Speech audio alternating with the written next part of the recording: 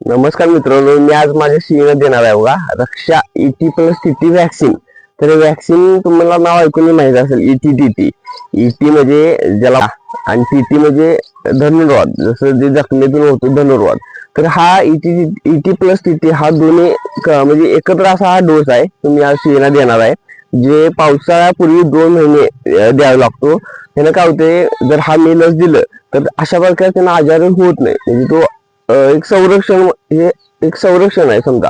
तर हे टी लस का द्यावी मित्रांनो, हे आणि पावसाळ्यापूर्वीच का द्यावी? कारण कसं आहे, जेव्हा पावसाळा येतो चालू होतो त्यावेळी आपण काय करतो, त्यांना ओला चारा घालतो. ओल्या चाऱ्याचं प्रमाण जास्त झाल्यामुळे काय होते, त्यांच्या शरीरात एक बॅक्टेरिया असतात, ते जागृत होतात, त्याला ET होऊ शकतो. आणि TT म्हणजे कसं की त्यांना काय लागलं जखमेतून, TT होऊ शकतो म्हणजे धनुर्वात. त्यासाठी त्यांना हा रोग होऊ नये म्हणून हा ET+TT आपण व्हॅक्सिन आज करणार आहोत. आणि व्हॅक्सिन केल्यानंतर काय होतंय की असा प्रकार रोग होतच नाही त्यांना. म्हणजे आजार समजा आला तर त्यांचे ET+TT आपण दिलेलं असते, त्यामुळे त्यांना काही परिणाम होत नाही. मी आज ती व्हॅक्सिन करणार आहे. आणि कशा प्रकारे व्हॅक्सिन करते, किती ml वापरणार आहे, आणि मी आता बघा 2 सेल्सिअस ते 8 सेल्सिअस असं बर्फाच्या ह्याच्यात आणलेलं आहे.